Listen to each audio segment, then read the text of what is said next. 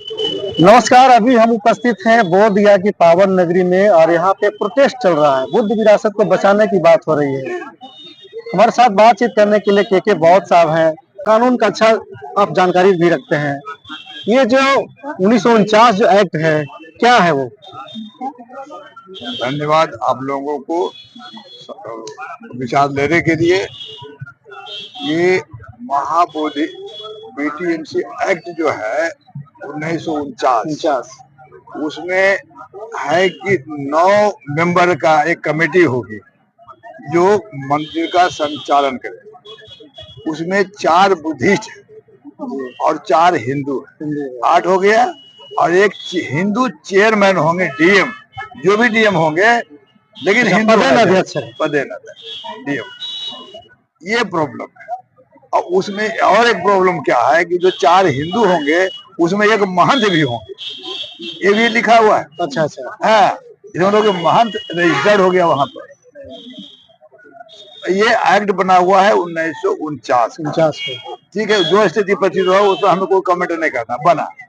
लेकिन जब 26 जनवरी 1950 को जब संविधान लागू हुआ तो उसमें लिखा हुआ है आर्टिकल 13 में कि ये संविधान लागू होने पहले जो भी नियम कानून परंपरा रूढ़ी जितना भी है सब नल एंड वॉइड माना जाए। एक लाइन में सभी परंपरा को खत्म कर, उसमें ये भी खत्म हो जाता है। लेकिन सरकार जो उसको कंटिन्यू कर रहा है, ये है प्रॉब्लम है। अब ये इसके लिए बहुत पहले भी विरोध हुआ था जी। अब बीच में शांत हो गया। अब हम लोग का है कि पूरे देश में इस विचारधारा को दिया गया, लोगों का हुआ कि प्रोटेस्ट किया। प्रोटेस्ट नहीं, प्रोटेस्ट तो हम यात्रा भी किए, शांति मार्च किए बुद्ध गया में। वो 26 नवंबर 2023 को वहां बुद्ध गया में हम लोग शांति मार्च किए। 17 सितंबर 2024 को अशोका मैदान, गांधी मैदान पटना में हम लोगों ने वहां से यात्रा शुरू की, शांति मार्च। और ज्ञापन दिया गया 500 संगठनों का जो आंदोलन का जो था ज्ञापन, ये हम लोग सरकार को दिए, लेकिन कोई सुनवाई नहीं हुआ। कई खबर उसमें नाम पता एड्रेस सबका दिया हुआ, लेकिन कोई खोज खबर नहीं हुआ। अब हुआ, अब एक ही विकल्प है, ज्ञापन दिया, यात्रा किया, है ना। उसके बाद अब हम लोग पूरे बिहार विधि संगठन जो भी हो सकता था। अब ये जो कार्यक्रम हुआ है, इसके पहले पूरे बिहार के हर जिला में हम लोग धम्मरथ यात्रा निकाल के लोगों को जागरूक किया। अब ये निर्णय लिया गया कि माघी पूर्णिमा, 12 तारीख नहीं रखाया, माघी पूर्णिमा, हाँ। और वो इम्पोर्टेंट दिन है, ऐसे भी रैदास जयंती है। और दूसरा है कि माघी पूर्णिमा के दिन ही तथागत बुद्ध घोषणा कर दिए थे कि 3 महीने के बाद हमारा अंत होगा। ये भी इम्पोर्टेंट रिकॉर्डेड है। अच्छा, तो इसलिए करके उसी पावन दिन को हम लोगों ने आप अनिश्चितकालीन आमरण अनशन पर बैठ गए। भिक्खु लोग बैठे हुए हैं, कुछ बीमार पड़ते हैं, इलाज भी हम लोग कराते हैं। सरकार की तरफ से एक बार अंचलाधिकारी आए थे पूछने के लिए, और वो डॉक्टर को बुलाए, वो अपना देख के उसके बाद भी कोई कार्रवाई नहीं हो रही है। ना कोई आ रहे खबर लेने और ना कोई वार्तालाप की बात हो। ये प्रोटेस्ट में किन किन लोगों का समर्थन मिल रहा है आप लोगों को? पूरे देश, लद्दाख में तो सैकड़ों की संख्या में आए हुए हैं और आ भी रहे हैं। लोग बता रहे हैं कि और भी आ रहे हैं। बॉम्बे से अभी आप देख सकते हैं नजारा है, बॉम्बे से, आंध्र प्रदेश, तेलंगाना से, कर्नाटक से, अभी कर्नाटक से आए हुए हैं। प्रदेश के कोने कोने देश के लोग आ रहे हैं। बिहार के भी जहाँ जहाँ हम लोग गए हैं वहां से भी लोग जो जागरूक हुए हैं वो सब आ रहे हैं और हम लोग को समर्थन दे रहे हैं।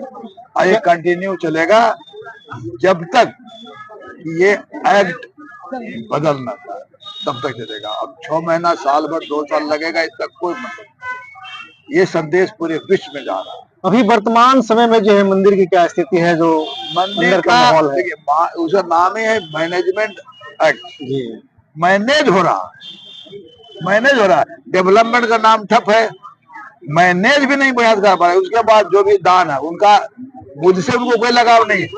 वहाँ जो विदेशों से जो चढ़ावा चढ़ता है, डोनेशन मिलता है, उनका नजर उस पर होता है और बंदरबाट करते हैं। अभी क्षेत्रीय विधायक है, वो तो आईटी में दिखाए हुए हैं, कंप्लेन किए हुए हैं कि कौन इसका इंक्वायरी करे। एक ही फोन नंबर है, दो दो होटल का नाम दिया हुआ है। अभी जो बौद्ध महोत्सव हुआ उसमें खाता दिखाया, इसमें मतलब पेपर पर ही खर्चा हुआ। ये हो रहा है घोटाला, तो वो उनका इंटरनल मैटर, उससे हम लोग मतलब नहीं है। जो जो है वो कर रहा है, लेकिन जड़ तो हम लोग है कि बीटी एक्ट ही तो है। एक सबसे बड़ी बात है कि देश और दुनिया में जहां भी धर्म है और जो धर्म स्थल है, तो उसी धर्म के मानने वाले ही मैनेज करते हैं। उदाहरण के लिए मस्जिद है तो मुस्लिम 5 का मेंबर हो या 50 का मेंबर हो, मुस्लिम ही होंगे। मुस्लिम होगा। सरदार जी का है, कोई भी जाता है, आता है, खाता भी है, लेकिन मैनेजमेंट, गुरुद्वारा मैनेजमेंट तो सरदार के हाथ में, सिख के हाथ में होता है। चर्च है, इंडिया के कानून में चर्च भी है, लेकिन मैनेजमेंट जो होगा चर्च का वो तो क्रिश्चियन के हाथ में होगा। फिर ये भारत का ये विडंबना क्यों कि बुद्ध विहार है, सबको मालूम, और वो कह नहीं सकता कि बुद्ध एक है और हिंदू एक है, कुछ नहीं कह सकता। क्यों? क्योंकि कबूल कर रहा है कि 4 बुद्धिस्ट रहेगा और 4 हिंदू रहेगा। ये शब्द बता रहा है कि बुद्धिस्ट अलग है और हिंदू अलग है।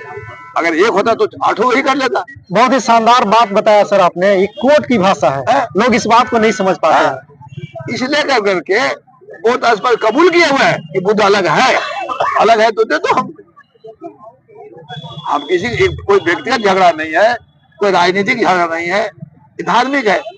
कुछ लोगों का मानना है कि हमारे बुद्ध विरासत बुद्ध मंदिर में जो है 4 जो ब्राह्मण बैठे हैं, अगर ब्राह्मण भी जो है मंदिरों में आप लोगों को स्थान दे दिया जाए तो क्या करेंगे? नहीं, वो पहली बात तो देगा ही नहीं, आप पूरी कल्पना कर रहे हैं।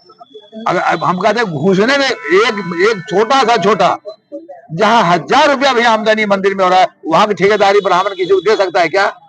और इसको उल्टा हम बताते, हम झारखंड में थे, झारखंड हमने देखा एक आदिवासी पत्थर जमीन इकट्ठा करते करते थोड़ा सा कुछ बनाया था, अब देखा कोई ट्रक वाले चढ़ावा देने लगा और ब्राह्मण आया, उसको भगा करके बैठ गया। ये तो देखा हुआ, दूसरा कोई जमाएगा वो भगा देगा। अरे देवी तो हमारे हैं, आमदनी ले जा रहा है वो। कुल मिलाकर हाँ, बहुत बड़ा समस्या है, ये साइकोलॉजिकल प्रॉब्लम है, अलग अलग इसका है। हम उसके बारे में अभी इस जहाँ तक ये जो चल रहा है भूख हड़ताल, ये इससे उसको कोई लेना, हम लोग की एक ही पॉइंट है कि सबका जड़ जितना भी हो रहा है, सबका जड़ है पीटीएमसी एक्ट 1949। ये खत्म होगा, सब समाधान। अपना परिचय बता दीजिए। हमारा नाम एडवोकेट के बहुत हुआ, पेशे से हम वकील।